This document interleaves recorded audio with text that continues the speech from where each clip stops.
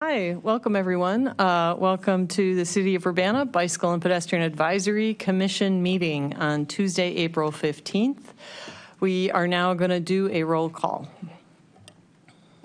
Okay. Annie Adams. Present. Susan Jones. Tommy Griscom. Here.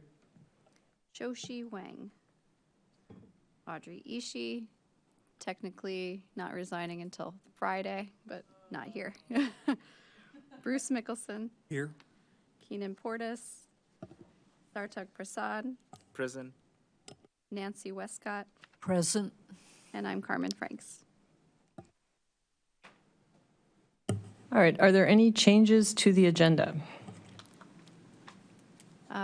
If there's time, I printed out the goals. Thought we could talk about those briefly, just a quick check-in on where we're at, because I was curious what the goals were and how we were doing on them since we're approaching the end of the fiscal year. So I don't know if that fits into new business or future, well, yeah, I guess new business if there's time.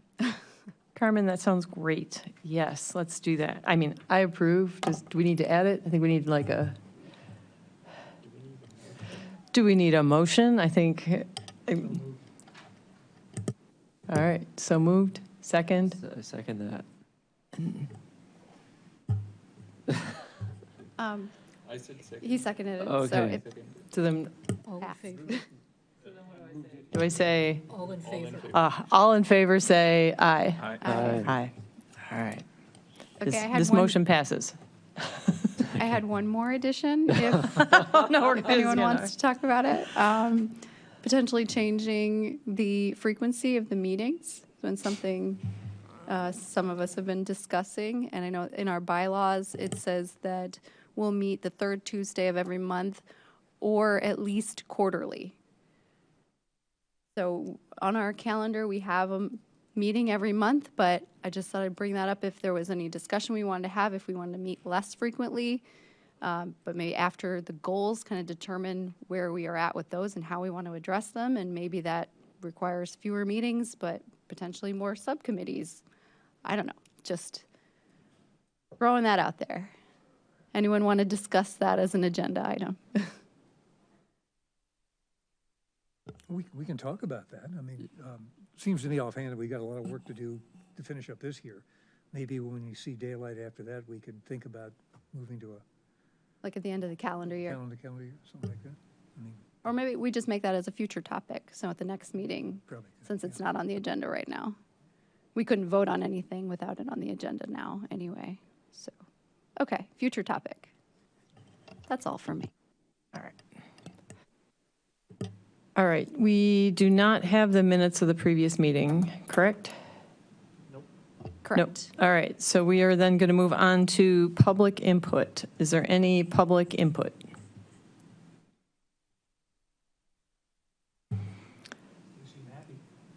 There's no public input. Is there any commissioner communications? Does anyone have anything they want to talk about?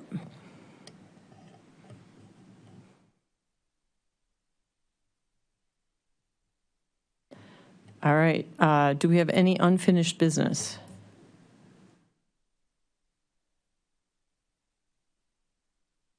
All right, we are rolling through this agenda. Do we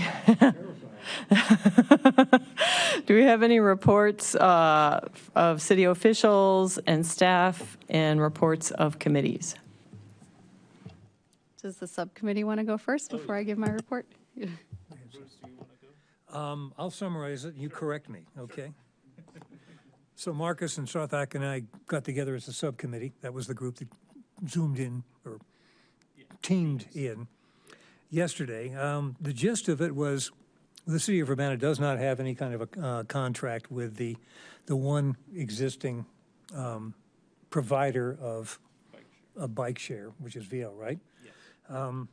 It made, I think the sense of the House was, since Champaign and the university have a bigger dog in the fight, that one of them will break trail in terms of working out a covenant on the understanding or in the hope that there will be as much continuity and synchronicity as possible among the entities. We've got not just the university and the two towns, but the park districts, two park districts, and the forest preserve.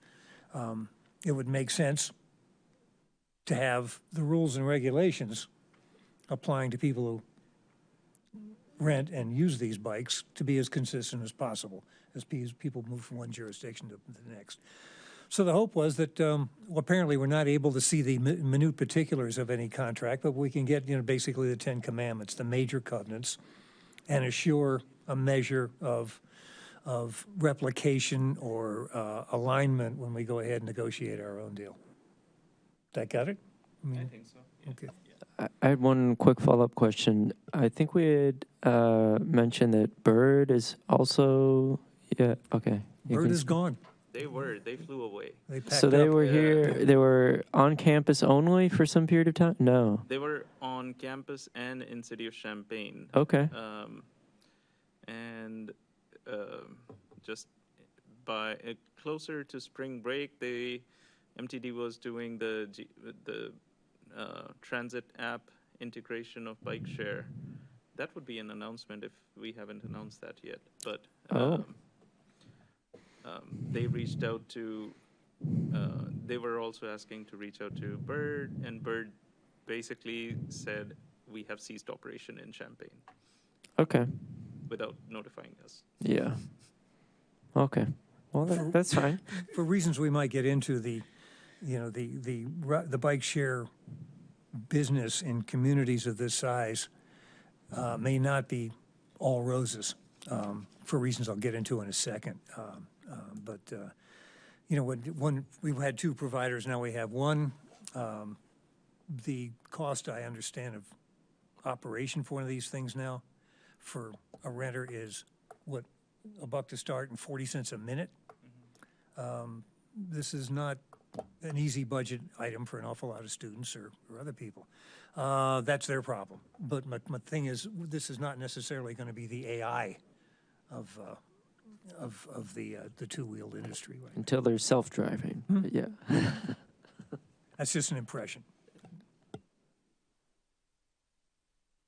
So one thing that we would be doing as like the next step for the subcommittee is what Bruce mentioned, like since we cannot share the full contract, we will share what we can, what's in the contract as in like pointers, and we'll try to incorporate that into and make it into a contract and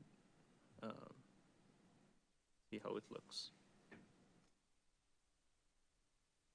So, yeah. Just one footnote, one matter that we kept coming back to was gathering points or drop-off points, some measure of consolidation there, since many of your fellow citizens have complained about them finding them on median dividers in driveways and front yards, backyards.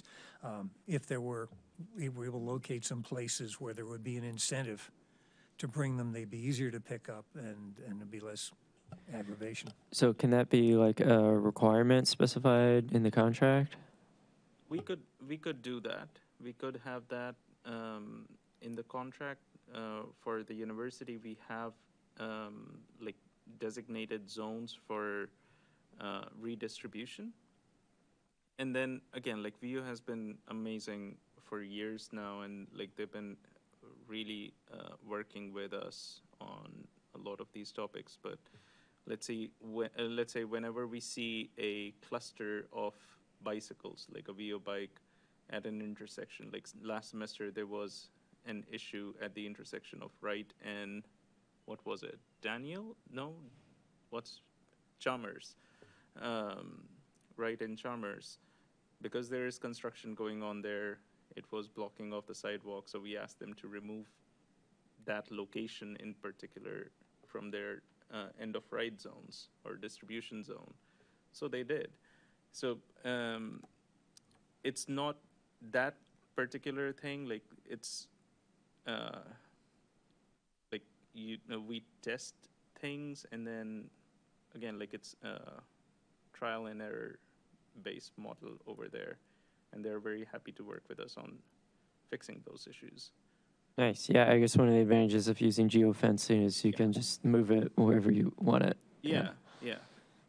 Similarly, like they don't have any um, end of ride zones or redistribution zones on the east, west, or south side of campus instructional facility. Hmm. You cannot leave your bicycle anywhere around that building other than the north side where we have allocated some space to them. Okay. Yeah. So that type of thing can be included in the contract, as in like what are the designated redistribution zones. We can add what type of things, or sorry, what type of locations can we have for end of ride zones. The university has no ride zones at multiple quad areas. So for instance, the sidewalks in Urbana downtown could be no ride zones, or we could have some slow ride locations. Again, within the university, if you're in the core of campus, these vehicles will go at 8 miles per hour. It could be implemented here as well. So again, I cannot, we can contribute, we can review the document and help to make it very consistent with what we have at the university. It's just we cannot share the actual document, the contract. Yeah. Yeah. Is it possible to share, like a blacked out document where sensitive information is taken out? I can ask about that, but I don't know. That's the Okay. that's what I can say right now, at least. Well, it seems like, duplicating this stuff seems a little kind of it seems like it would be nice if there were a little bit more sharing so that we Yeah. wouldn't have to duplicate. But, and I'm the sure oth- like there's some contractual, like the proprietary information because of which like we cannot share just like the contracts. Right. But as a partnering unit, we can look at the document and we can make it seem consistent, like from how it is in the university, and again, like so that the transition from the university to the city, the users don't feel any problems or issues. They don't face those. We need to know the particulars of operation. I mean, Yeah. the financials, if they don't want to share that. Right, well, That's that would okay. be, Yeah. yeah, that I don't, Yeah. that sounds fine, but, Yeah. it just seems like somehow it'd be nice to be somewhat consistent. I guess, so Champaign has a contract. So we used to have a contract. Are all the rules that used to be in our contract, like, are they still in effect? So there used to be an intergovernmental agreement between the university, City of Champaign, and City of Urbana, and that was dissolved, I think, like 2 years ago. And since then, while it was while it was still active, I want to say like the City of Champaign, they had an application process. So they just gave a licensing, they just had a licensing agreement with the bike share vendor. Again, like that's how I understand it. And I think it was a similar situation with the City of Urbana, but the City of Urbana license had expired quite a few years back. I think like sometime during COVID, I think it had expired and was not renewed or something. I don't know for sure. But that's something that we can look into. But Yes, I just know that it expired and it hasn't been renewed. yeah. I feel like 2019 maybe. No. The 2019, I'm sure like they had a contract then, but after that, I think like during COVID, time, I think there was something when the license had Yeah, expired. I was here when it was, can we have these, can we not have these? We need a contract. So there's definitely was a contract. And so your question is can we just update that? Use that information. Yeah, update that existing contract, or is it going to be smarter to just use the University of Illinois' base contract minus proprietary information and just follow suit with that? So the I would say we can copy it from the old one and then have it updated, because what the university has, it's pretty much based on the IGA and the concession agreements that we've had in the past, but we have just updated those to meet our needs right now. So again, that would be my, But the geozoning boundaries and all that, are they still in effect from, or are they, Those were- did we never those were new. specify those? We never had no, those. no. Yeah, there were never any drop zones, and there were never, nothing was ever geofenced. That's all new information with the bikes, because they started becoming electric. They were initially just non-electric, Yeah. yep, and then electric, and then the scoots came, and so they've been adding products, but since then, we just haven't updated the contract. Okay. And then who at the city of Urbana needs to like sign off on this contract or? That I do not know. Maybe it would be the city council. It will have to go through the council? Would it? Yeah, I'm not 100% sure, but yeah, probably the council. Yeah. Okay. Well, good job, guys. That's great. Yeah. Thank you. So then our next steps, what do you want to do for next steps? For the subcouncil? To move the contract forward? We will have another meeting where, with Marcus, and we'll basically start to formulate this contract. Yeah. Thanks. Yeah, thank you. That's fantastic. So moving in then to new business, we have, Oh, I nope. got an update. Oh, we have an update. Stop. We have an update. Project updates. Project update. Let's do it. All right. So Florida Avenue Shared Use Path, plans are 90% complete. Project appears to have cleared the State Historic Preservation Office, SHPO, review with no potential impacts. Construction is still planned for 2026 to ensure coordination between the street and the path designs. Baker's Lane Shared Use Path, the plans are 90% complete. Construction is anticipated to begin early fall of this year, same as this hasn't changed, my update from last month, to be completed in 2026. The CDBG sidewalk improvements, those were done up in the Dr. Ellis neighborhood, primarily on Beardsley Avenue. They were completed in March, well, substantially complete in March. We're still waiting on some turf restoration for those. The EQL streetlights from FY22, the construction is underway now. The light poles may start getting installed this week. So that was the 71 pedestrian lights and 6 roadway lights.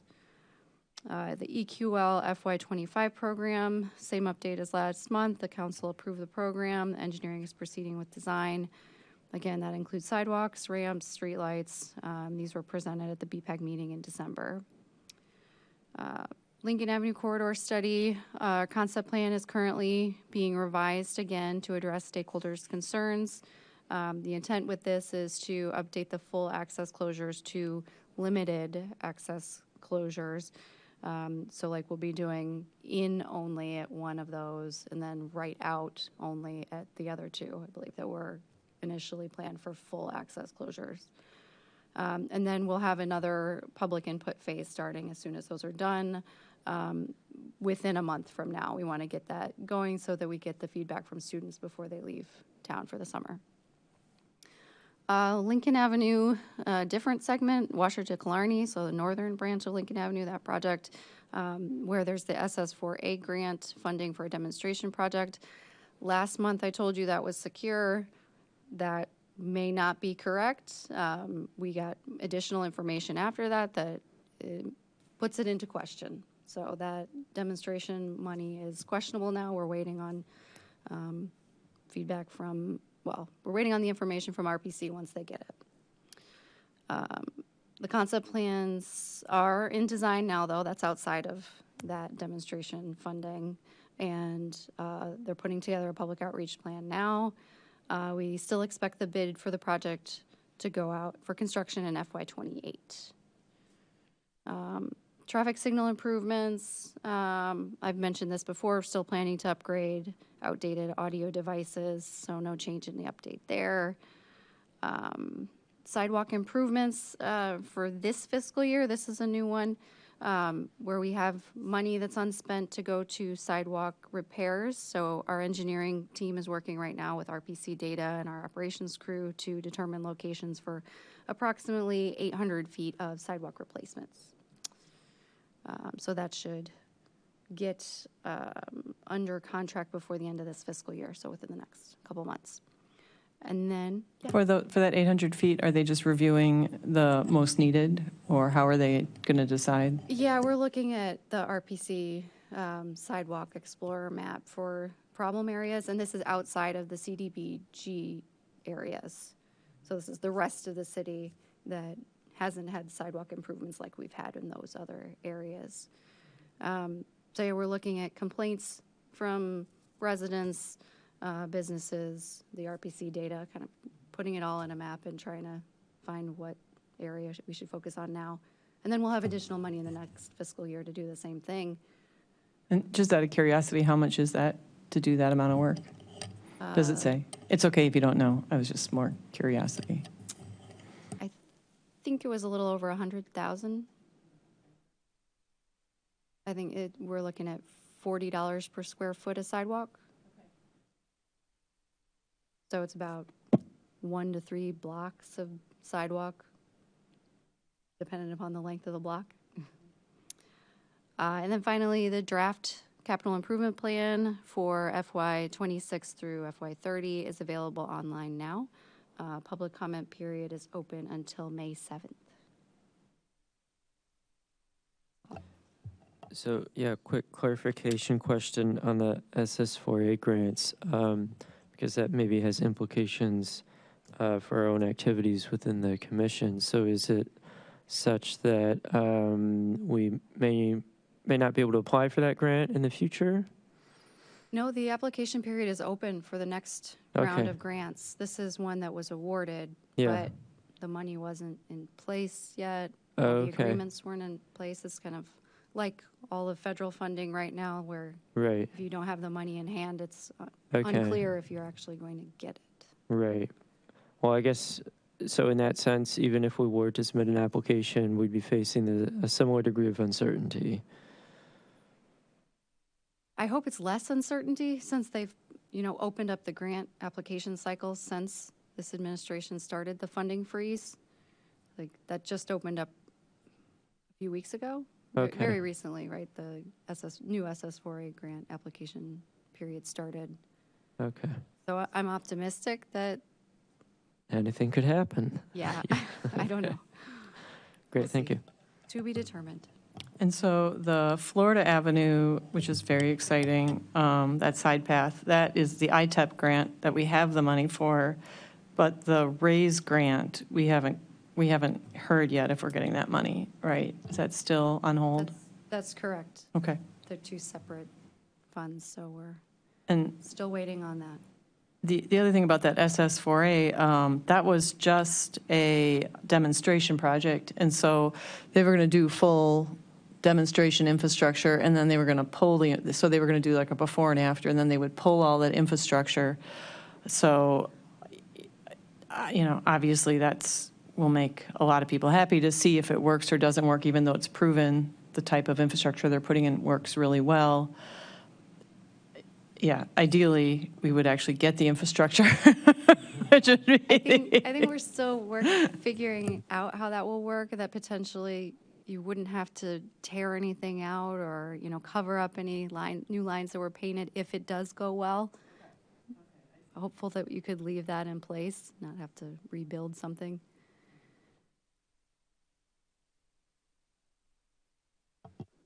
Well, that's all very exciting. That sounds great. All right, do we have any other questions of what's on deck for the city of Urbana? No, I'm looking forward to seeing those lights. I think that's going to be fun. I used to live in that neighborhood, and it's pitch black. It's going to be a change. You're probably going to get complaints, but I'm just curious to see how that works. Because the sidewalks I see people using all the time now. It's very cool. All right, so now we're on to new business. The absence of no turn on red at Main and Vine, all directions, Illinois and Vine, Race and Main, and that is going to be Bruce. This will be quick.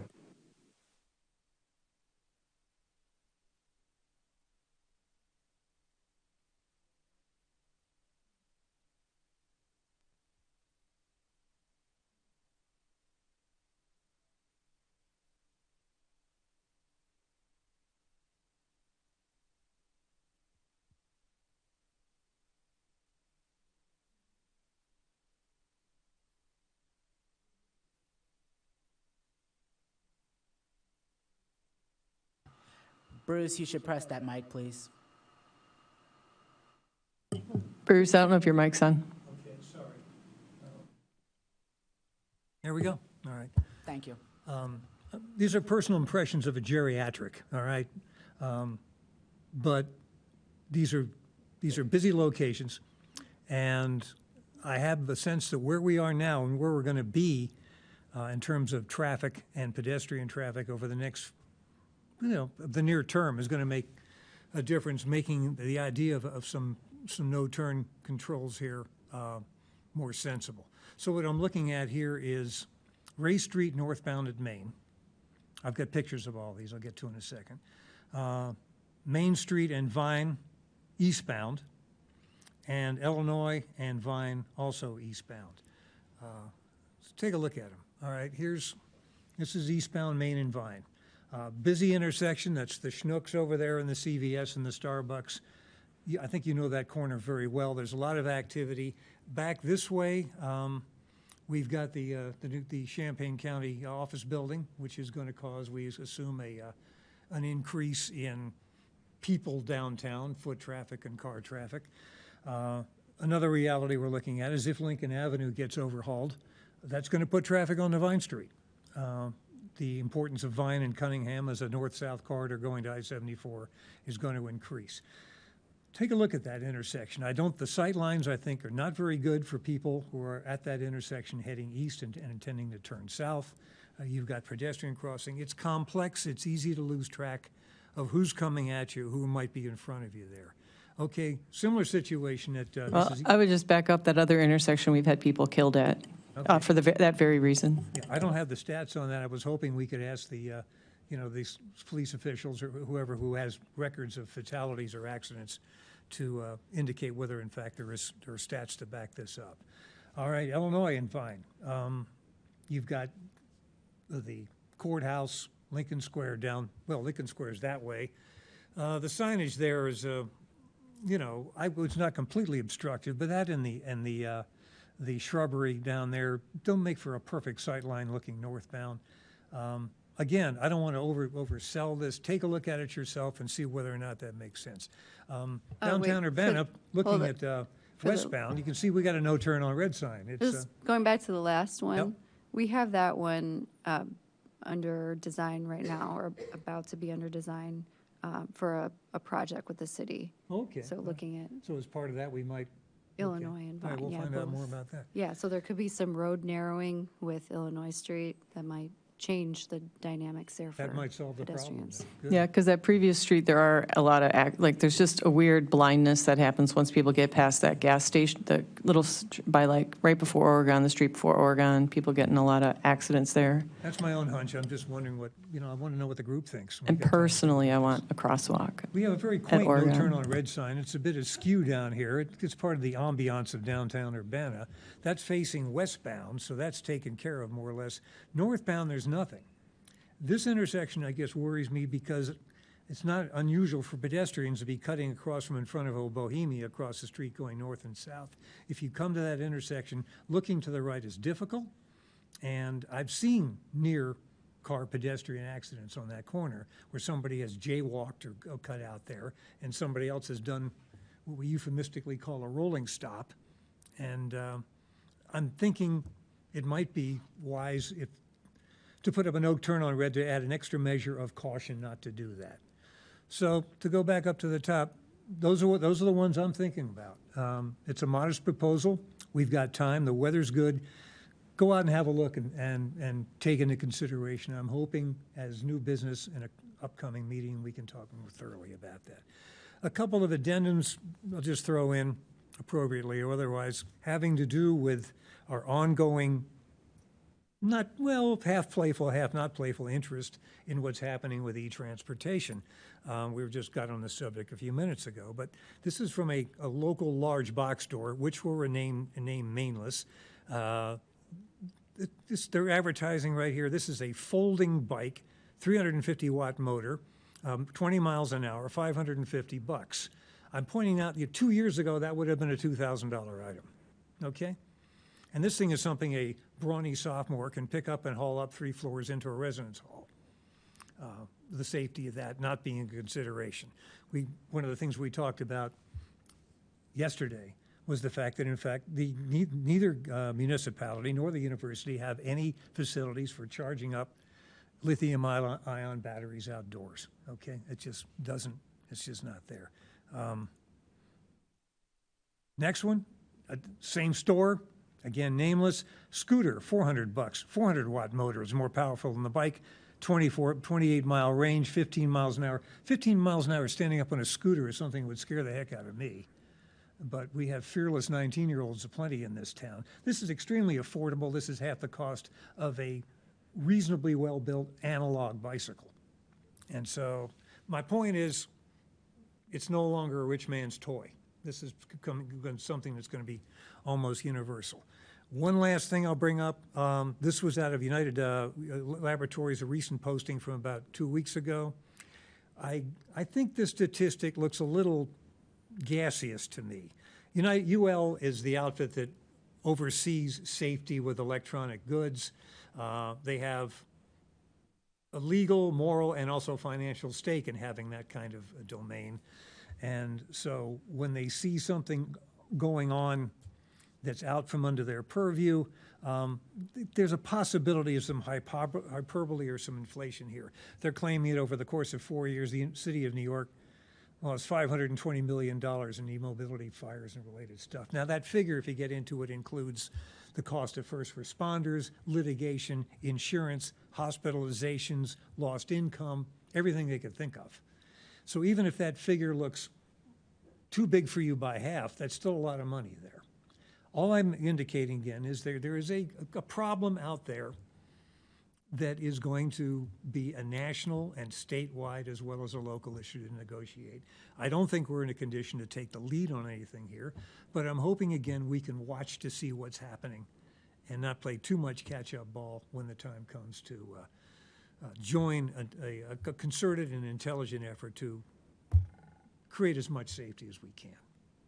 That's it. Thank you. Questions? The League of Cyclists and UL just put out a PDF on trying to create standardized safety measures for electric batteries in bikes. And like what you're saying, like on university campuses was actually very specific, and it was about having outdoor charging stations and other items.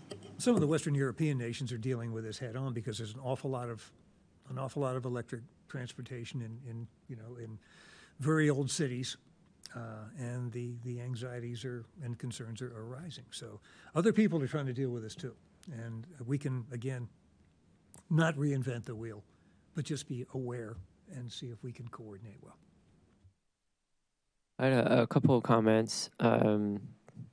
So if you could actually bring up your map again, just briefly. Yeah, bring up the map. Give me a second. So just, north of the intersection of Vine and Main, I've also been observing a lot of pedestrians, maybe as a result of the opening of H Mart, attempting to cross Vine, well, actually successfully crossing Vine to get over to where Schnucks is, or to come from Schnucks back over to the H Mart area. And yeah, I think this is maybe being, so yeah, north of the top right circle. It's been probably happening for a while, but I guess my impression is it might be happening with even greater frequency now. And I don't know if there's something we can do about that, because it seems like it might be difficult to put a crosswalk in there. But yeah, it seems like it's a dangerous situation for pedestrians, and there's a lot of people putting themselves in that dangerous situation. Yeah, we have a major new retailer in town. And when I was up there, I was curious where people were coming from. There were people on the day I was in there who were coming from Springfield and St. Louis. Whether that continues to be the demographic coming in, I don't know, but it's going to bring in people from out of town. Yeah. And people who are less familiar with, what do you want to say, the streets, the mores, of driving in the city. I just think the pressure is going to increase on those intersections. And it's good. It means, in some ways, the city of Urbana is coming back to life. We have a hotel coming up that's going to be here. But as a result, what goes on in the streets is going to become more of a matter for vigilance. So. We did have someone killed coming out of Schnucks in an assisted device as well. So, and nothing has changed in either intersections since the deaths of those people. So the one thought I have when I look at this is you always want to create a consistent driving experience. So like if the speed limit's 25, you want it to be 25 everywhere. If there's no turn on red, you want it to be no turn on red everywhere. So that's the one thing I'm thinking about when I look at something like this, is just creating a consistent experience for people so they know what to expect when they're at these intersections. That was actually going to be my second point was, rather than just selecting a few intersections, what is the feasibility of, potentially pursuing no turn on red everywhere?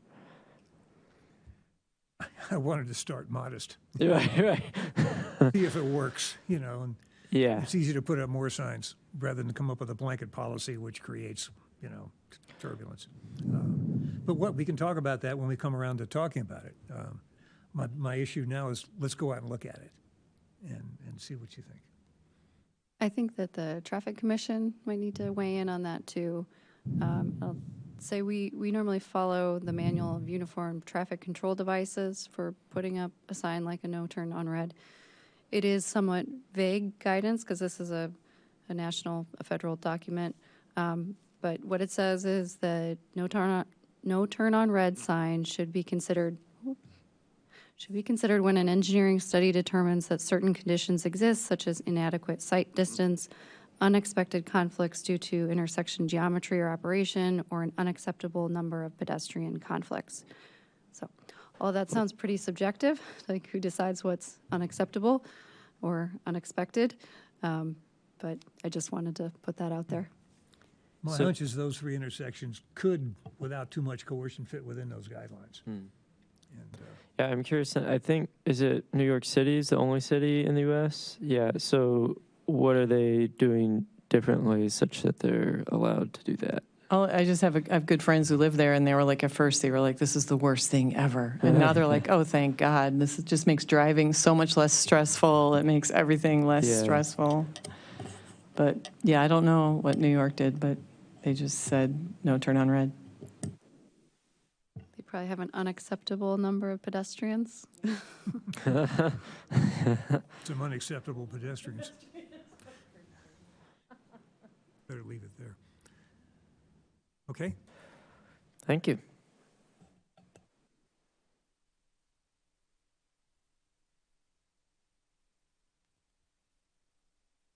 All right, then the next order of business is me, and it's the draft capital improvement plan overview and highlights.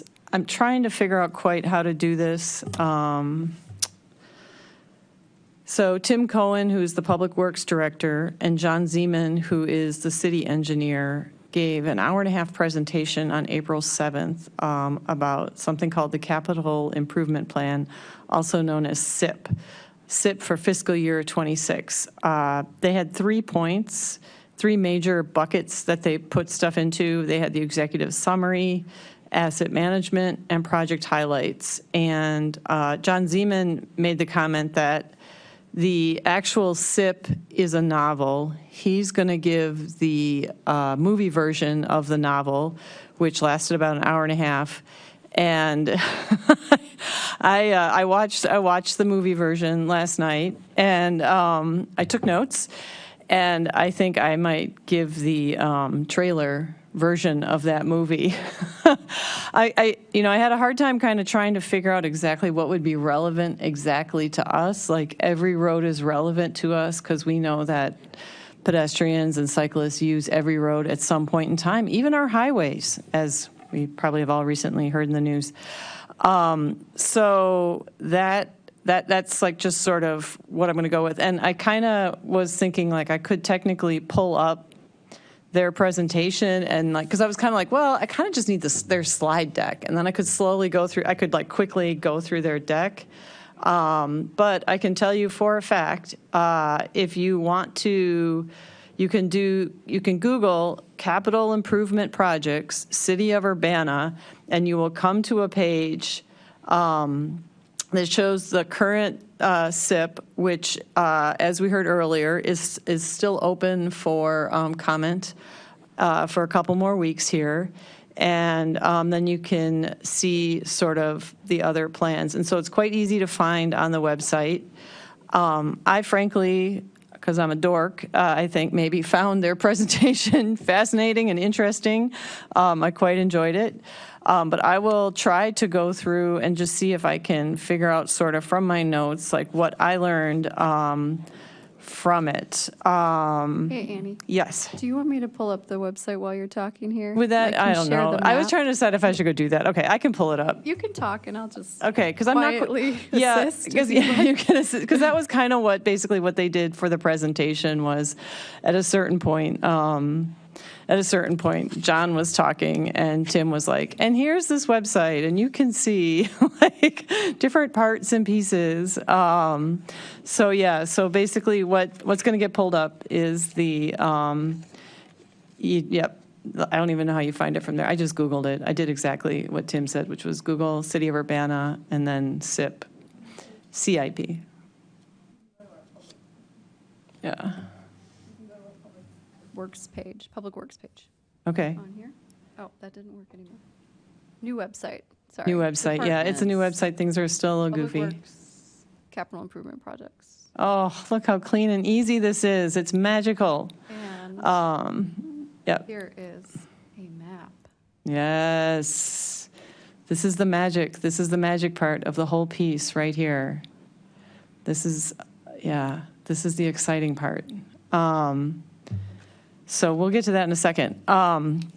So I just want to go through a few highlights. If anyone like me who has been sitting on this commission for almost 10 years, it's very exciting to see a more fully staffed public works. We've had we've been understaffed, short-staffed, and now the public works staff is almost fully staffed up, which is very exciting. And that is why Carmen, when she read off that great list of projects, they're actually able to start moving through a lot of projects. That's very exciting. We also heard about the Florida Avenue, the RAISE grant. We've kind of been through that. One of the deal with the Florida Avenue RAISE grant, this is something to keep in mind, is it a $9.95 million grant. It's currently on hold. We did get the grant. We got the grant approved. It was in January. The federal government right now is reviewing certain things regarding money.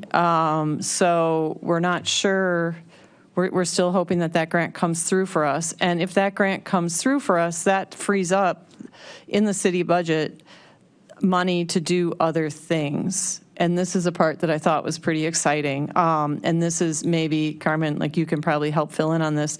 They would be able to start earlier on Vine Street to Illinois. So I'm curious, like, what that looks like. So the three things that they would start earlier on is Vine Street,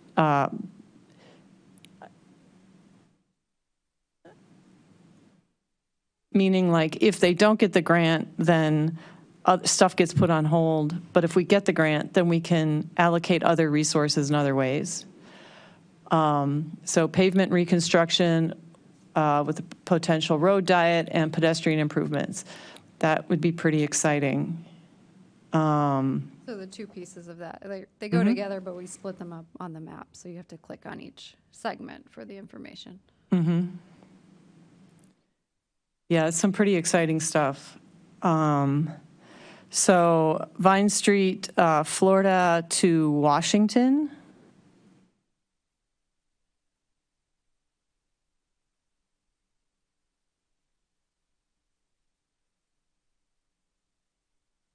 And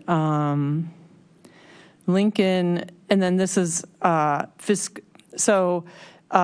part of the Lincoln Avenue study. It's my understanding that it was it's budgeted for fiscal year 30, but they might be able to do, if I was understanding correctly, they might be able to do some short-term improvements from Florida to Green in the interim, but I'm not sure. But that was my understanding of what was going on there.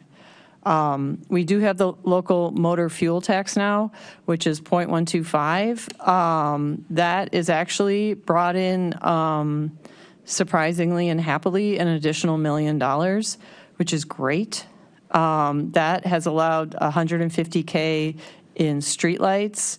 The other thing that they're looking into in Public Works is if anybody has lived here long enough, one way that we try to keep our streets operational without ripping them up and rebuilding them completely is we do something called oil and chip. And I don't know if any of you have experienced the oil and chip, but it's not, I'd love to fix that intersection. The amount of joy it would give me to fix that intersection. Sorry, I was really slow to find it while you were talking. That right there, that would be great. Yeah, that would be amazing. And also, Sarthak, that crosswalk up there by Blair Park? Yep. The one you were like, I waited 90 seconds to get across that street. No, 90 is like usual. Oh, it took you long. Was it 3 minutes? Was that the time you took you 3 minutes? And he's a full-grown adult. He's not, a younger person trying to get to school who's late for school. So, 3-minute wait at Wine and Michigan, and 3-minute wait at Lincoln, and was it Nevada or no, not Nevada? An intersection north of that at LAR. Lincoln Avenue Residence Hall, like that intersection. So Iowa or something. Yeah, Iowa is the one with the bike cross. Yeah. yeah, oh, that one's crazy. Yeah. Yeah, that one. Yeah, yep. I'm just going to not say anything at this point. My own favorite for a street which resembles Aberdeen Proving Grounds is Oregon from Lincoln over to over to Goodwin in front of going past Cranach. That is pothole city out there. I mean, that's an axle breaker. I don't know if that's on anybody's radar. But Well, we'll be hold your fire on that one. That's how we're going to end the presentation. Did you say Goodwin? Which street? You said Goodwin and Oregon? Lincoln to Goodwin, Oh, okay. Because, south side of Cranach. yeah, I have a street that I'm curious if it's on the list here because it's It's a hot mess, but we'll get to that. That's where we will end the discussion. So really exciting about the oil and chip. I have hated oil and chip for years. If you are riding your bike or walking or even driving your car and you hit that oil and chip at just the wrong moment, it is stuck on everything. So what's exciting, so oil and chip only lasts 3 to 7 years.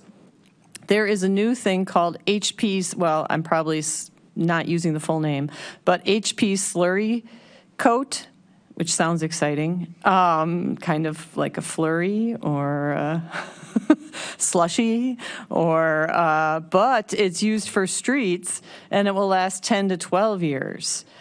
So it's more durable and it's less messy than oil and chip. So they're hoping to start trying that out using the HP slurry coat. And again, this is a way to, it's very expensive to rip up a street and to rebuild it. Like someone made a point, the Florida Avenue, not the Florida Avenue, the Florida Avenue side path. They said, why is that costing like $1 million for a sidewalk?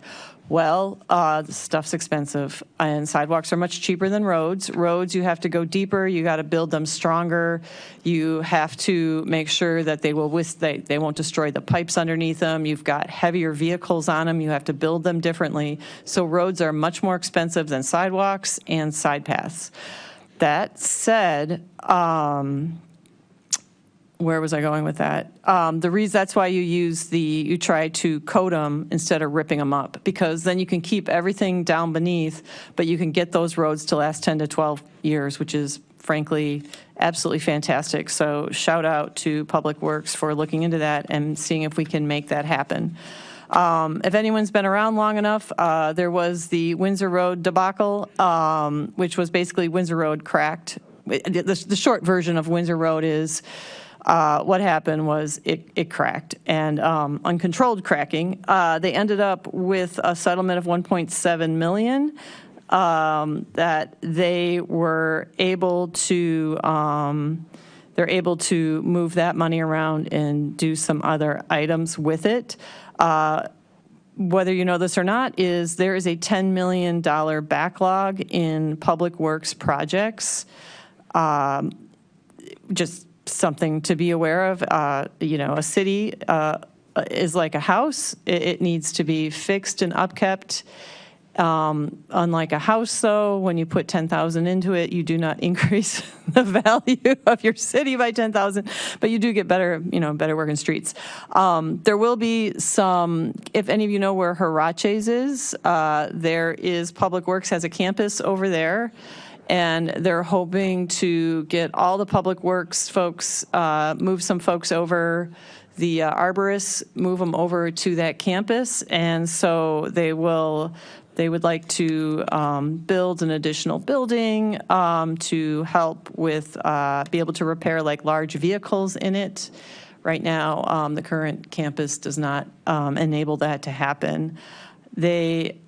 They have a infrastructure asset management study, which goes through life cycle. We'll talk. These notes are a little funky here. Life cycle, 10 to 20 years, and then the SIP. So basically, an infrastructure asset management study, which is great. So it sort of would be like looking at your house and having someone come in and say, "This is how much it would cost to fix everything in your house." And at what point are we going to try to fix what to not bankrupt you? So something to know about the infrastructure asset valuation, 41% is pavement when you're looking at sort of costs, 23% is stormwater, and 13% is sanitation and sewers. So pavement, there we go. Yes. So if you can look at, that's sort of, I think, absolutely fascinating. Again, things like this interest me. So 41% pavement, I just went for the big ones. 23% stormwater, 13% sanitary sewers. And then let me see. And I think they were saying this was something about keeping things in fairly acceptable or low levels of service versus bringing everything up to new. And again, like a house, you know, who needs an all-new house? Old stuff's kind of fun. All right, and the quote, a nice quote from the presentation is, "We will be strategic and innovative as best we can." And then there was public discussion. There was discussion from council, and there was the talk of keeping leaves out of sewers. So if any of you are like me and you like to go around and keep leaves out of sewers, that definitely helps our sewer system to get those leaves away from the sewer system. They, I believe, have, I forget how many, if he said they have one truck or 2 trucks running full-time cleaning our streets. And if, like me, you've ever lived in Chicago, you love how clean the streets are here. Let's see, there is a few things to know.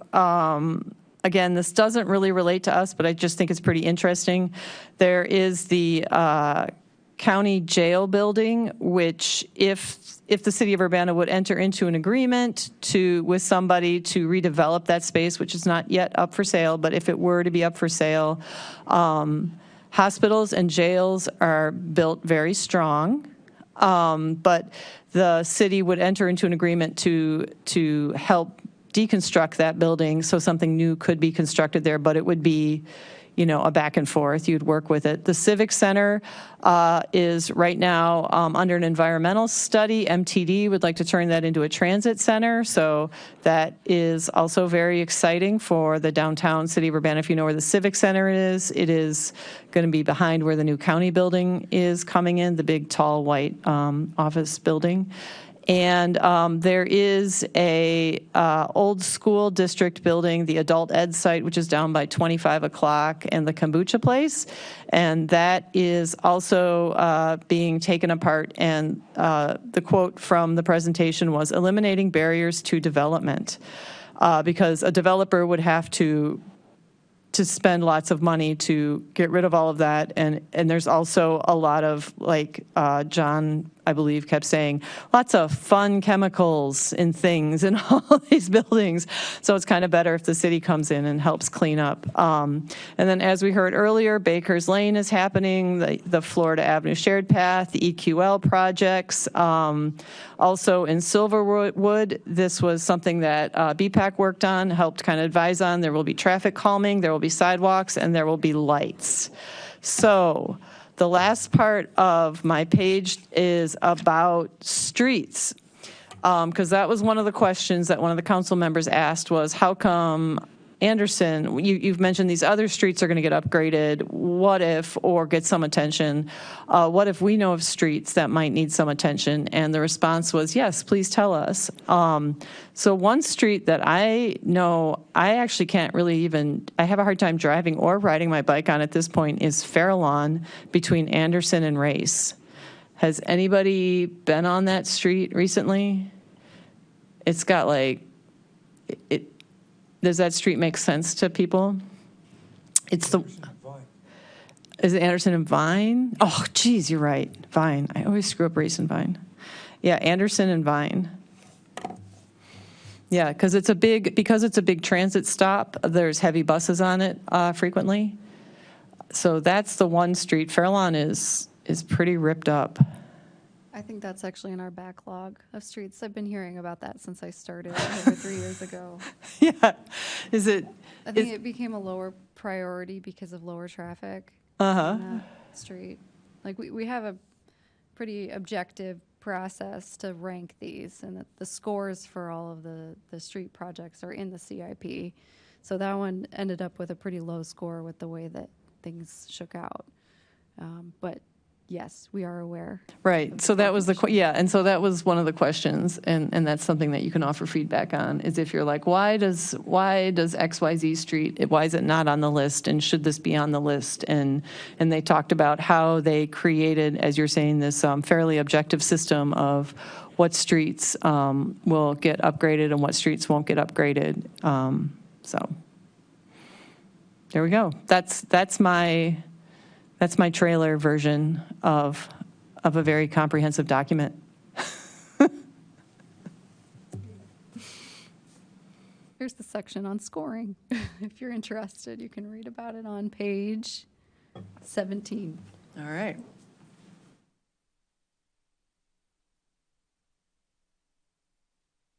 Okay, I'll go ahead and close this if we're done. Does anyone have any thoughts, comments, ideas? All right. So I'm wondering if you were talking about potholes earlier, is there a place where like, people can put in their favorite pothole that they want repaired? I can answer that one too. We should have a competition for your favorite pothole. Yes. No, yeah. Yeah, so we previously had the Urbana problem reporter map. It's down for maintenance now for the time being, but hopefully we'll have that back up online where you can just float into the map and tap exactly where the pothole is and, you know, put that in. But for now, the process is to call or email Public Works with those. A couple of towns in the British Midlands about a month ago facing major pothole problems, and a threadbare government started doing weekend pothole putt-putt, where they would take the larger potholes, you know, mark them with fluorescent paint, and then get out there with their putters. And it was good PR, you know, and a great way to ventilate some spleen. Whether it got the potholes fixed or not, I don't know, but it concentrated some attention and got international news. I'm not recommending it. I'm just telling you how other people deal with these woes. I do know if the city of Urbana is going to be able to change the infrastructure in front of this building. I know at Oregon, one thing that has always that actually just completely stumped me when I moved here was there will be crosswalks on one side of the sidewalk, but not on the other. Like, I've always just like, why is this happening? But at Oregon, it's very low lighting, so you can't see the pedestrians crossing the street. And it's a situation where there's a zebra, or however you want to call it, a striped crosswalk, but it's only on one side of the street. Oh my gosh, Oregon and Vine. Yes, thank you. Yes, Oregon and Vine. Yeah, it's by the there's a small farm, actually. The folks that own the property on that corner there are doing a wonderful farm there, mini farm. So that's the one area, and then obviously helping the kids get to school safer in front of their school would be awesome.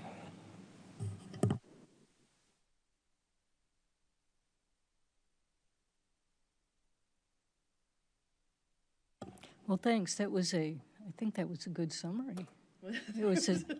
I like the highlights. That was pretty good from an hour and a half.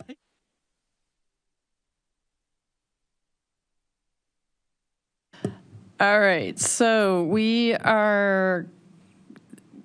the next thing we'd like to add on to this is the concept of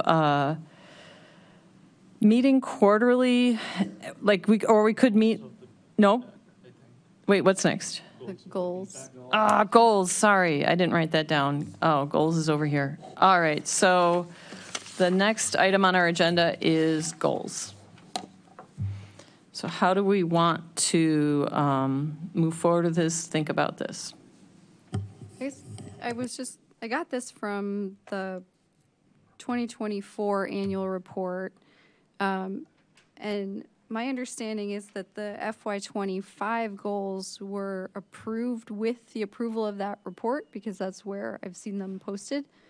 But the website currently still shows the FY24 goals. So I think, Anna, you had some updates to the website you sent me months ago that I never got to. And then the new website rolled out, and so there's still some updates that are needed. So I guess that's a part of this, is like, what goals do we want to put online, and what goals have we accomplished already? Are we working toward? And then eventually we'll start thinking about FY26 goals, since that's coming up July 1st.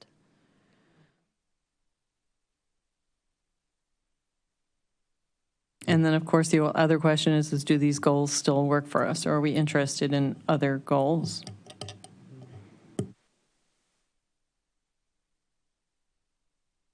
And I know we're not yet on the topic, but that could be one of the concepts, is we could even meet every other month, and then on the month we don't meet, you could have working groups that were assigned to work on each of these.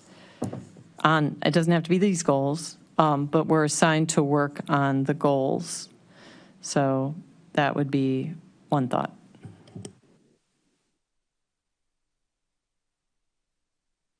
I mean, if we want to take the time, could we walk through each one? I mean, it would help me have a better understanding of where we're at since I haven't been here that long.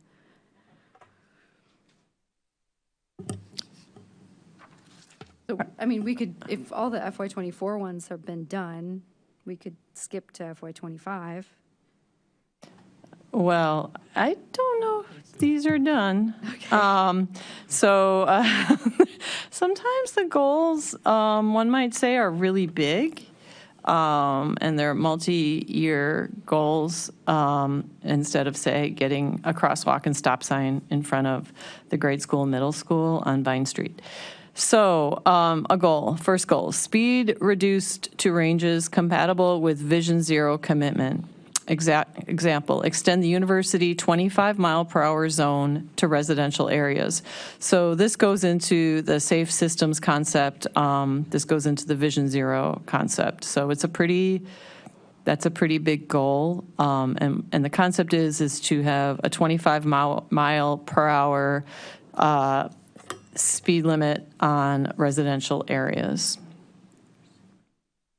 And So was that goal altered to be the first goal for for the future goals? Like, it's just a priority. It looks like that was like the number one priority. okay. Yep. I think, yeah, maybe there were a couple of different conversations about this. So like within the context of the SS4A grant, we were discussing it. But then, yeah, also I think this idea was raised maybe when Audrey was talking about this of lobbying the state so that, Yep. because as it is currently, we can't actually set our own like baseline speed limit throughout the city. We can do it, but we would have to sign everything. That's right. You have to yeah. sign each street right now, and there is legislation at the state level right now that is asking to set the default speed limit. I believe it might even be 20, and it's there. I can't say it's moving forward, but I can tell you it's there. Yep. Oh, that was actually in the city of Chicago. There was one recently to set the default speed limit in the city of Chicago, and that did not pass. Yeah, bummer. So they're kind of like two related but sort of distinct issues. Mm-hmm. Yeah. Yep. So it's a big goal. Florida Avenue and University Avenue safe and attractive for all users. Washington Street speed issues addressed. Vine Street issues with no crosswalks addressed near Fair Lawn, Michigan and Pennsylvania. Oh, here's one. City Getting Around website updated. I know the website was updated. I'm not sure if that part was. East Main Street resolution added to bicycle and pedestrian plan addendums. Not sure what that one is. Lincoln Avenue corridor study actively followed and reviewed. Provide comments as BPAC. So it sounds like all of these are ongoing still. I think I misunderstood when I was looking through the report that these aren't the ones that are done. These were just the ones that were set in FY24. Mm-hmm. For East Main Street, that's about over by Weaver Park, right? We discussed this I think a couple of times, but I don't remember if we ended up drafting a resolution, or maybe this resolution had already been drafted in the previous year and we just wanted that added. I do think the one thing that did happen was that where that curve was, that speed limit was reduced. Yeah. But I think there's more to be done there, but there was at least action.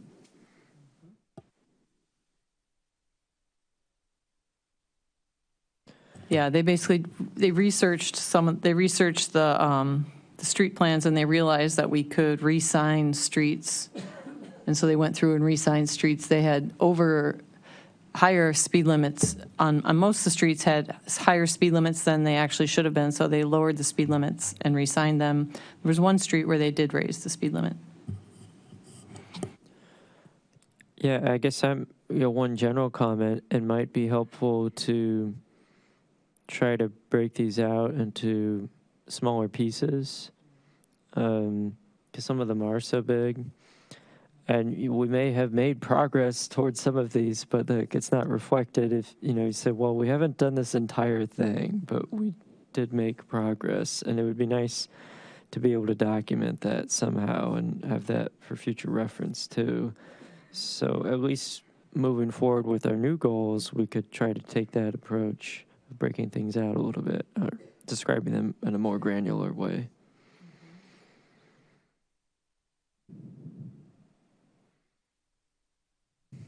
And then we can, let's look at our future goals. State lobbied to return speed setting to municipalities. So that's what we just discussed. So right now, the speed settings are, the state of Illinois sets them. And people are lobbying the state to say individual cities would like to do that. And the impetus is all the cities around us have done this. Have lowered their speed limits, but again, they have, some of the cities around us are smaller, so it wouldn't be as expensive to re-sign all the streets. The fantasy is that you would say, welcome to Urbana, the speed limits, fill in the blank, and then you can get rid of all your speed limit signs. Add MTD and PACE representation to BPAC, change to bylaws. So I think what that would be is, I suspect the BPAC bylaws right now don't say we have to have MTD and PACE representation, I'm guessing. Yeah. That's something we can actually do. I mean, we can. Yeah, that's good. That's No, right. these No, other I ones are know. Well- continuing good faith aspirations, but this one we can actually I take care of. think we could put this on the agenda for next meeting, Yeah. changes to bylaws, because there's several different things that have come up, at least in the past couple months. So this one, then if we want to talk about frequency of meetings potentially, and then Audrey brought up the public input section at the end of these, like this information at the end of your agenda should be updated to be BPAC specific, because, excuse me, this is just the same language that's used for city council meetings. So we can change that, but again, that's part of changing the bylaws. And I think she had also mentioned changing the way that public input is allowed or received. There was some talk of that previously. So I'm talking about grouping all these things for changes to bylaws, and then we have that as an agenda item at an upcoming meeting. Do we need a motion to decide that, or can we No. just agree on it? I mean, No, I can Okay. add it to the agenda without a motion. perfect. Wayfinding and pedestrian access to parks evaluated and enhanced. Example, Broadway behind JJ's. Yeah, so this is one too that we could maybe break out into smaller pieces. And maybe clarify, like, how exactly do we hope to attempt to achieve this?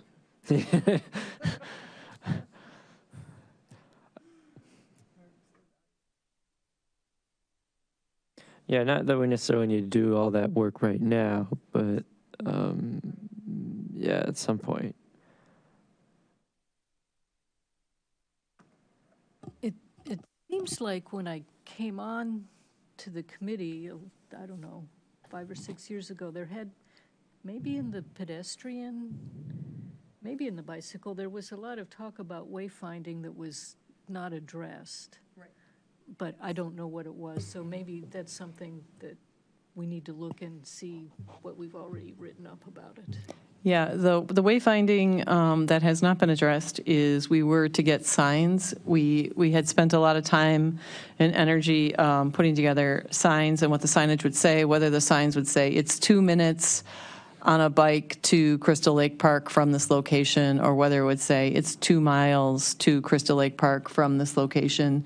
I think what happened was the city of Urbana ran into budget issues, and so we were unable to get the signs made and installed.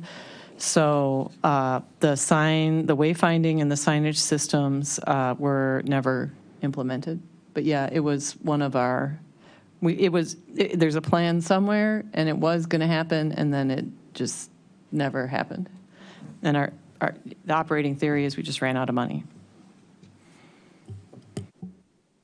Is there enough left to be done regarding wayfinding to parks that it should be addressed as a smaller group effort? Or you I would say yes, if people find that important, if people find, because there was also a lot of discussion about over-signing and do people read signs and are signs important? And so that would also be the next question. Seems to me smartphones have diminished the urgency of this. I mean, if you want to know how long it's going to take you to get somewhere on foot, you can find out pretty quick.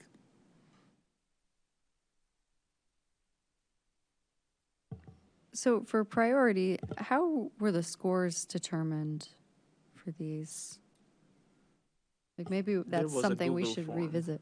It was a Google Oh, form. right. Google form. Yeah, And- Kara made us vote. Yeah, I think it was it. I think Bill sent it out, and he evaluated all the forms, and so these were the average scores for all the BPAC members, what they prioritize, like what they would prioritize, and then the average score based on that. Yeah, and the back end of this is Kara was trying to get us to focus because we were all over the place. We had like 25, 30 goals. And Kara said, how about if we start trying to focus in on what's actionable if you're meeting 12 times a year and you are a committee, what's actually actionable, what can you actually get done in that amount of time?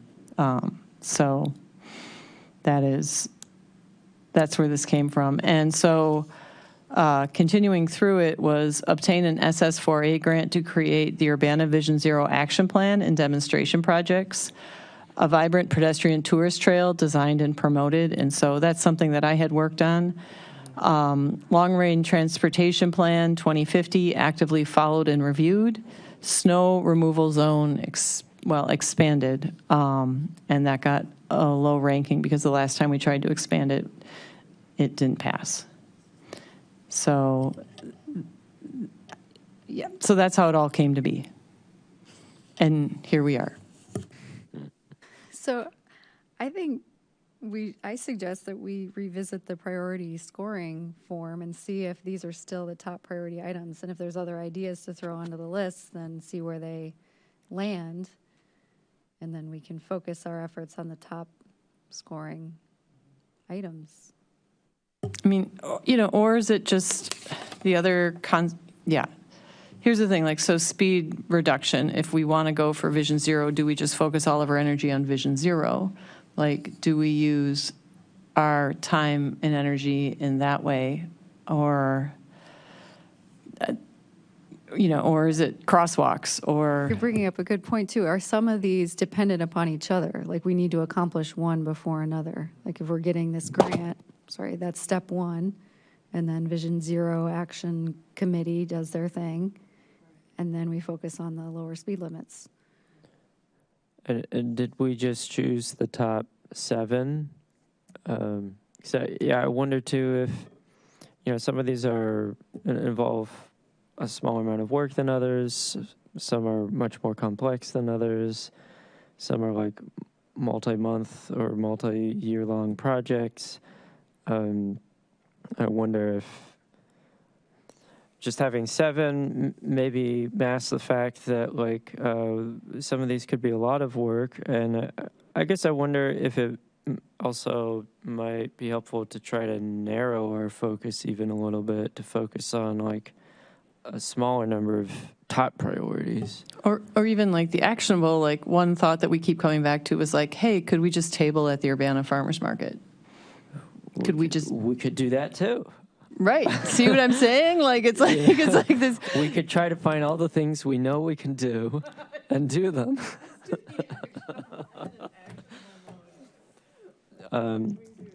But yeah, certainly some of these would benefit from having subcommittees.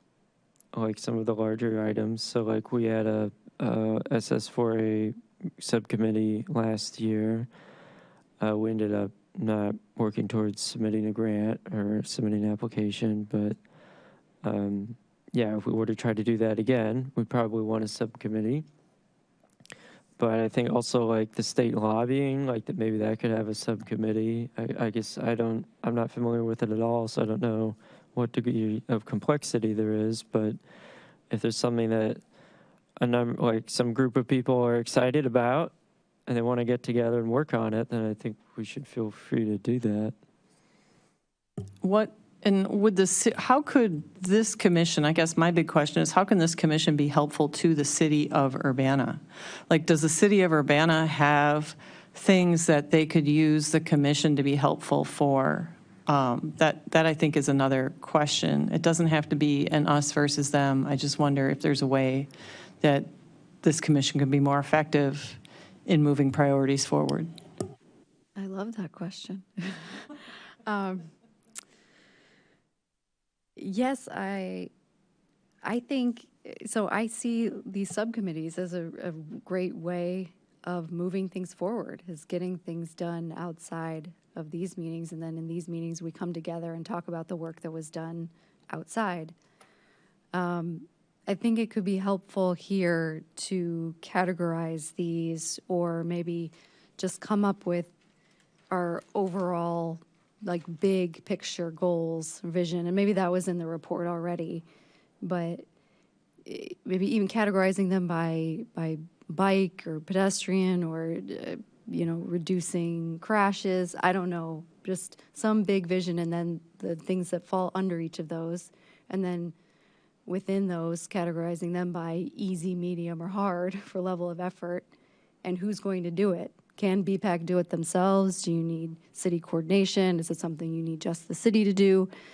And if it's things that only the city can do, then I think there needs to be more of a component of this group talking to council about setting goals that would influence us as staff.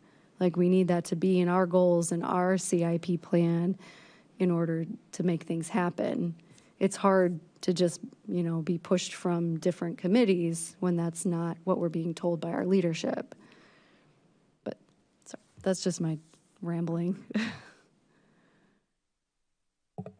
I was just going to add, so the Eugene Active Transportation Committee, which is sort of comparable to this commission for the city of Eugene in Oregon,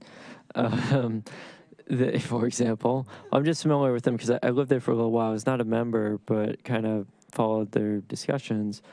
And they had like a programming subcommittee. So not like specific to one particular goal, but sort of a domain. And then they had an infrastructure subcommittee. So, you can have committees like that maybe have like one or two goals associated with them, or just sort of a general domain that, they focus on, and they could even develop their own, like, individual subcommittee goals. So yeah, there's a few different ways we could go about it. And I think they adopted the same approach where the subcommittee would meet in between each, meeting of the committee, and that way could report their findings or discussions or whatever.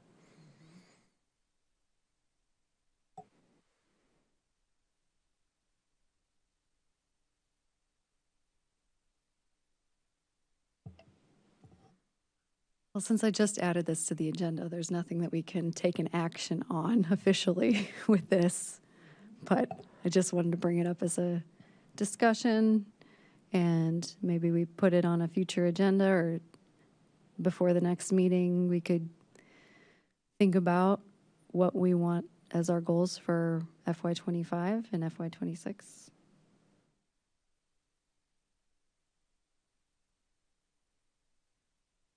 Anyone have any more actionable next steps than that? I'm trying to see a Bruce, way of coalescing this, yeah. because we are all over the place. It seems to me you got three basic categories where we can operate plausibly: promotion of infrastructure development and support. No, this is the, one, infrastructure development and support related to bicycle and pedestrian safety. In other words, crosswalks, sidewalk repairs, slurries for patching potholes. Initiatives to promote local pedestrian and bicycle safety. That can be, policy initiatives, changes in laws, speed limits, things like that. And support for city initiatives to seek outside subvention. When you guys decide you want to go after a grant, having support from the Citizens Committee possibly could be an advantage for that. I mean, that seems to me like the three main clusters under which an awful lot of this falls. If we had that or something like that, we might be able to have more leverage over what we are doing ourselves. Yeah, I like that idea. I like the idea that you have sort of a broad umbrella, and then under that broad umbrella, things fall. Instead of these like very specific goals. They're specific goals, but they're also like, multi-part. They're not going to allow you a lot of wins, and you do need wins. Like, you need to feel like, that you're actually doing good work when you're serving on a commission, that you're not just coming here and talking for 2 hours once a month, that you actually feel like you're getting something done or you're helping move ideas forward. So.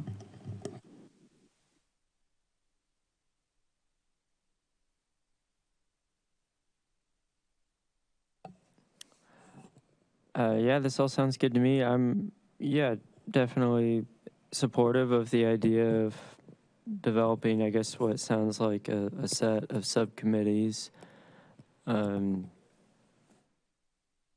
I think that we could outline some more specific goals for those subcommittees and report back on them. And I think in that way we could ensure that we are making some kind of progress.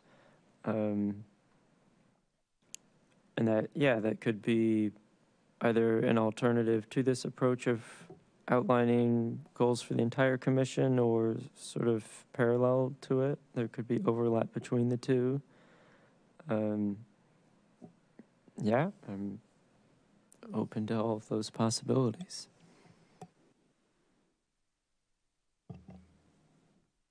So I have an ongoing list of topics that we've been discussing that I'm aware of, keeping it in one document all together. Maybe if Bruce could share his 3 categories that he mentioned, I can try to put mine in those buckets and send it out to the group and see what I'm missing. Okay, I'll get that to you, Sarah. Okay. Just tonight or tomorrow, yeah. If we just had them under 3 headings, Yeah. then we could have like 3 subcommittees and they'd have some focus on what they were doing. Yeah, because like infrastructure is big and small, right? Like I have, I think what would be really effective, like a small thing is, what I think would be effective would be flexi poles in certain areas on Green Street.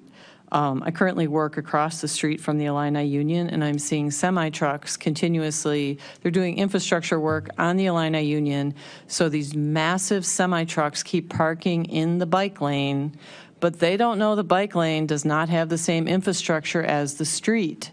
In addition, it's obviously very dangerous for someone trying to use the bike lane. But if there were flexi poles in very specific spots where you see the trucks continuously parking, they would begin to learn that they need to park in the middle of the street, which is how the street was designed for them. So that's a small infrastructure, and then there's big infrastructure, which is the speed limit, things like that. So that's like, yeah. So that way you're allowing to have these umbrella, these 2 goals in tandem sort of working forward, and not just feeling like you're very constrained with what's, here.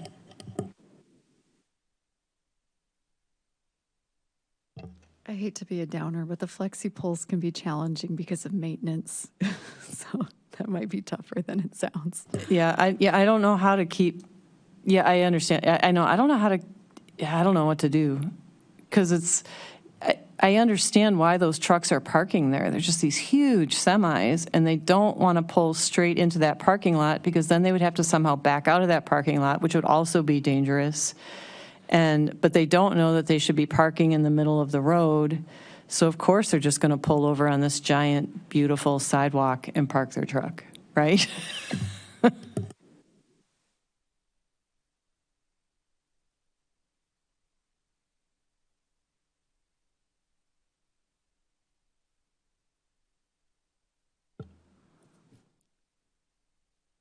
Okay, let's see if we can come up with 3 general categories for initiatives and aspirations, and then in an upcoming meeting, figure out what fits under what. Right Yeah. now, we have the specifics of the crosswalk at Fairlawn and Vine, mixed with the someday over the rainbow, Florida and University, safe and attractive for everybody. That's, you can't have those on the same shelf, and we need to sort of get that sorted out. I think we can do that.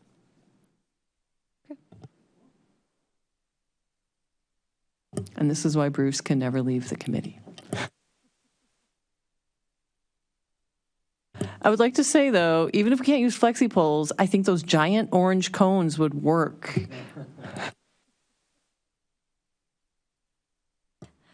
But also, Carmen, if you have other categories that you can see that some of these things could be placed in, you could come up with another committee or two. Just FYI, if you come up with an idea while you're going through your list. Yeah, I think it'd be helpful first that we just try to consolidate everything into one, and then we can take a look at it at the next meeting and see if the organization makes sense. I mean, maybe a subcommittee is just based on one of the one of the items that would be under a larger umbrella. Like maybe the umbrella is too large to have a subcommittee. Mm-hmm. So, I mean, we'll see. I think we just need to put it all together first. And do we know when the priority scores were done, if I go digging for that document?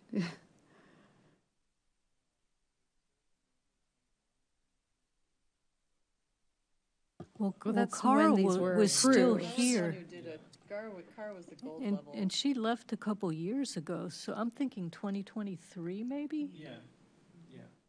I think Was she with the end city? of 2023 or something, perhaps. Okay. Yeah, so you're looking for Cara Dudek, and Oh, she's with the Park District. she's the right. Park District, yep. And so what had happened is the Park District had come up with, just finished their long-term strategic goals, and they had really focused in on stuff, and Cara just showed up at this meeting, and she said, I mean, she was already attending, but she said, guys, I'm wondering, could we actually just do this with BPAC? And it was great. Like, she came up with, and they were more focused than what you're seeing here. They were different. So you might, I think those would be probably really helpful guideposts to look at how Cara put that together.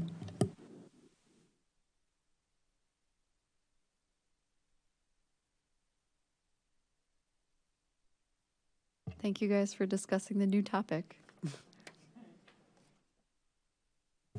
All right. Do we have any announcements? I know I heard something about a transit app bike share. Oh, yeah. So MTD, this is not a university thing, that's an MTD thing.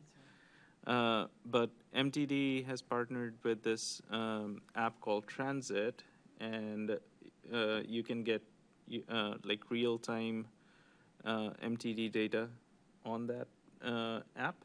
And they've also added bike share bicycles. So VO is on there. So if you go on the Transit app, you will see those little lightning bolts for the closest VO bike on the Transit app itself.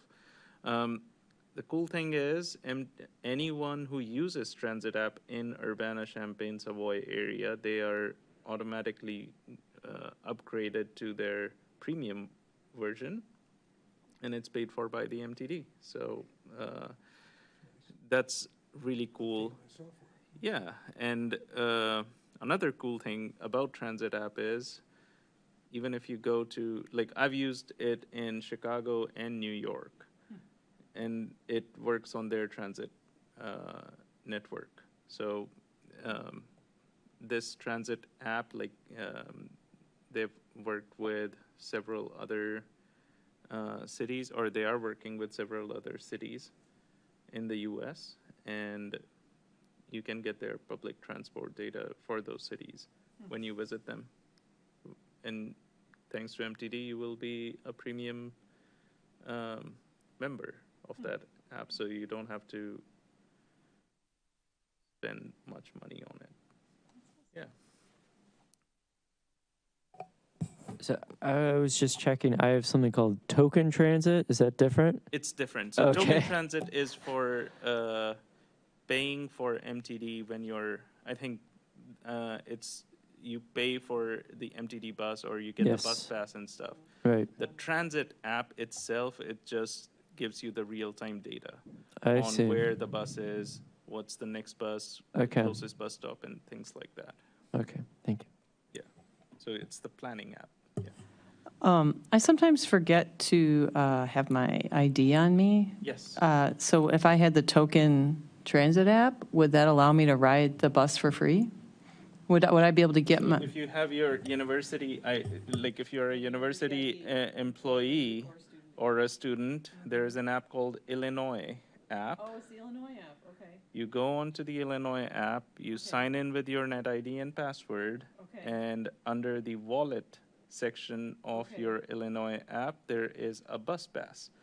So all of our university faculty, students, and staff with a valid NetID and password, they get, they can use MTD, they can use their IDs as bus passes for MTD. Oh, fantastic. So not the token transit app, just use the Illinois app if you're a university Okay. employee or student. Okay. And these announcements would fit under the Marketing and Promotion Subcommittee. This is great. Yeah. Yeah. Okay, so a couple of other things. We are the university, well, not the university, not just the university, it's basically the Bike Month Planning Group is hosting Bike for Earth Day event on campus. It's basically the leftovers event. So whatever's left over from, like, no, I mean, I've got like 400 light sets to give away. So. I know. But you're not upselling it. Like, no one needs to know that. Hey, if you want a bike light, come see us at Alma Mater, Helene Gateway, or we're testing out a new site at our, like the East Driveway of ARC, the Activities and Recreation Center. On campus, and the event is from 3 p.m. to 7 p.m. on Earth Day, so April 22nd, next week. I do need volunteers, so anybody who's interested in volunteering, please reach out to me. And as I said, like we'll have bike lights to give away and Bike Month T-shirts from this past year, and perhaps the pink T-shirts also. The week following that, I'll be hosting a bike census event on campus where I'll be calling for volunteers again, and we'll be counting all the bicycles that are parked during 1 hour period on campus. And that event will be on April 29th, most likely. Yeah.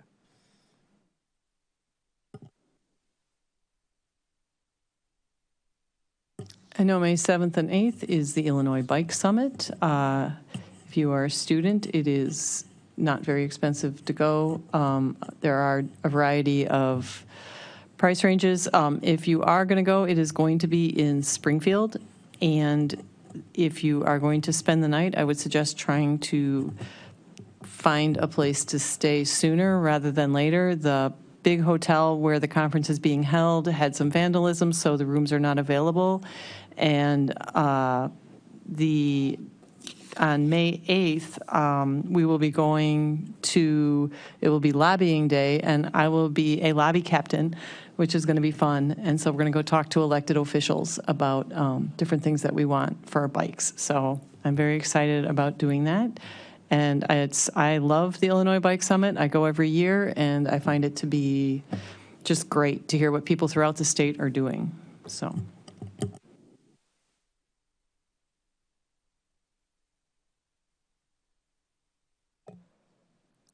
There's a bill, I think at the state level, that we're hoping to pass to legalize ADUs across all of Illinois. It's HB 1813. So if you look that up, yeah, you can let your representatives know that you would like them to support it. HB 1813 to legalize ADUs across Illinois. And it needs more co-sponsors. Send your representative an email. So I'm not reading this now. Send your representative an email, yeah, if you want them to support it. And ADUs are? ADUs are accessory dwelling units. So basically it would allow you to add a living unit to your property. For example, like a studio in your backyard for whoever to live in. So currently in Urbana, this is not allowed. In Champaign it is. But this would make it legal across the entire state. So then we wouldn't have to worry about passing it locally. So it's win-win, I think. Yeah. And I mean, I know we're getting off topic a little, but they did pass it in Champaign. They haven't gotten a lot of people wanting to do it yet. So it's not like, there's always these fears that you'll pass something like this and then there'll be about 1 million ADUs, and that's actually not really what happens. Yeah, and I've heard there's some conversations around how to increase adoption. Like we could pass, or we could create a set of pre-approved ADU designs, for example. So there's some things that we could do. But for the time being, maybe we don't want too many people to adopt it so they don't get scared about it. And then if we pass this, then we could, yeah, work our way up.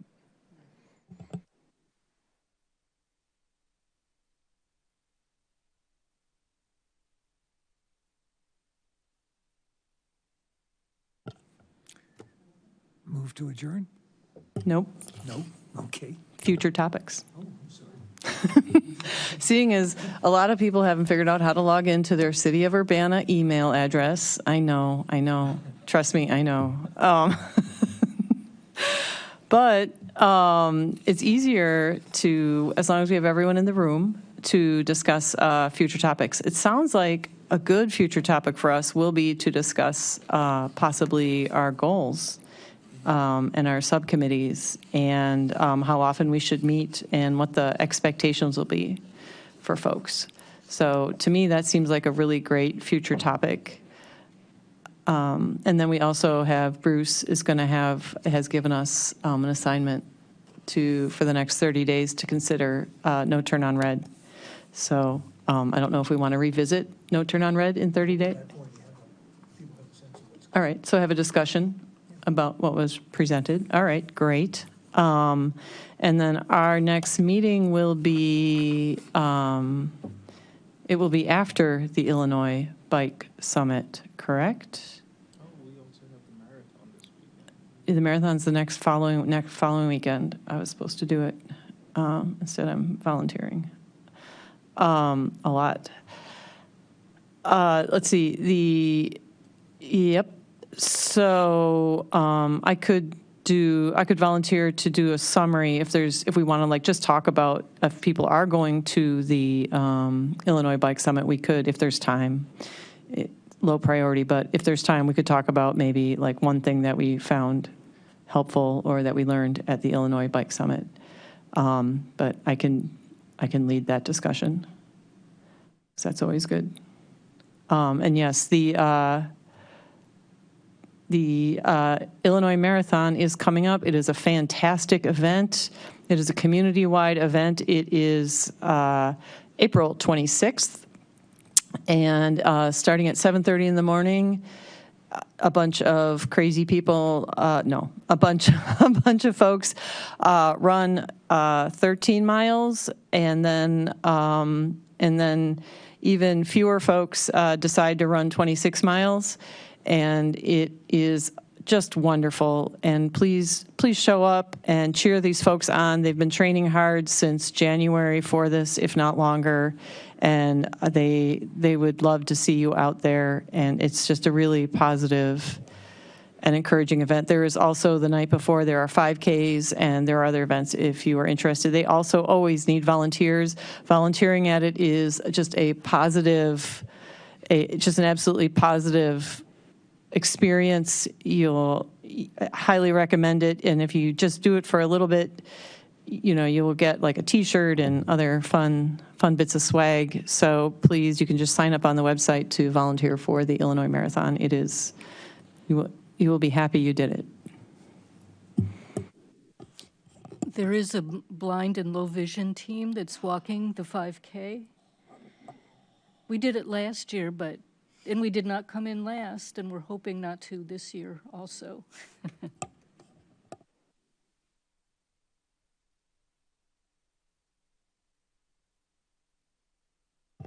I had a question about a potential future topic. Should we talk vacancies on this commission? I don't know if that's appropriate to discuss or if the mayor fills those since So- Audrey's gone. Yeah, the current vacancy, we have one major vacancy right now is with the schools. And so I've reached out to the schools, Audrey's reached out to the schools, and so we would need somebody who represents the schools. So yeah, the mayor can also reach out and try to find, and I think there's the mayoral recognition program this week. Might be a good place to find folks. We also have the ability to have a student on our committee. So that's also another, just another opening that we have for sure. Yep.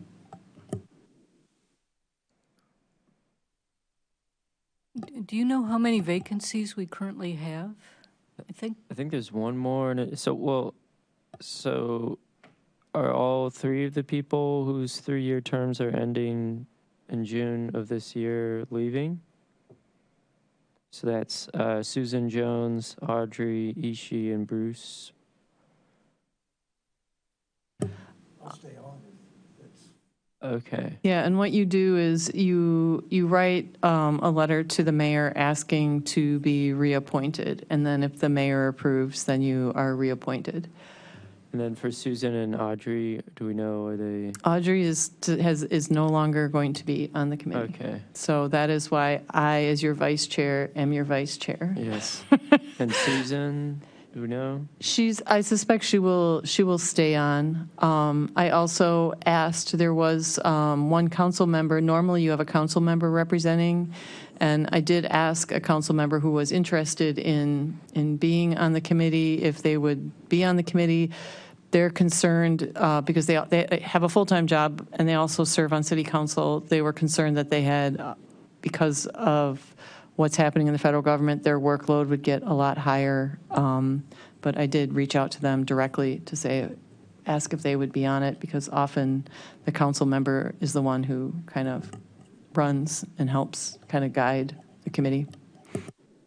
So I think based on the document online, then we have 2 vacancies, one for Audrey's vacancy and then one at large.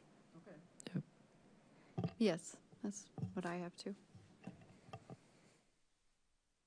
Talking about changing the bylaws to bring on an MTD rep too, isn't it? Yeah. Yeah. So that would be potentially 4 people. Yeah. Well, I think we do have an MTD rep. I think Choshi works for Choshi. MTD, but she's not officially representing MTD. She's here as a resident, correct?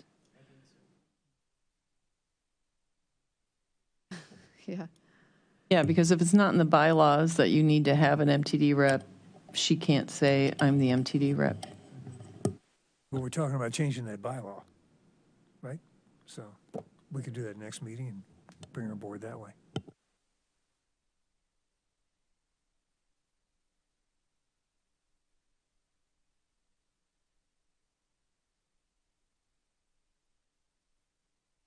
Yeah, and so with the younger person,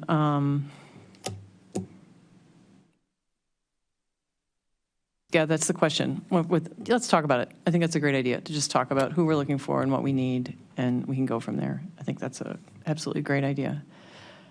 Okay, so we have made it to adjournment, so that's pretty exciting, and it's almost 9 o'clock. We have, once again, spent almost 2 hours discussing the wildly important Bicycle and Pedestrian Advisory Commission agenda. So thank you, everyone, for coming. I really appreciate it, and I appreciate your time.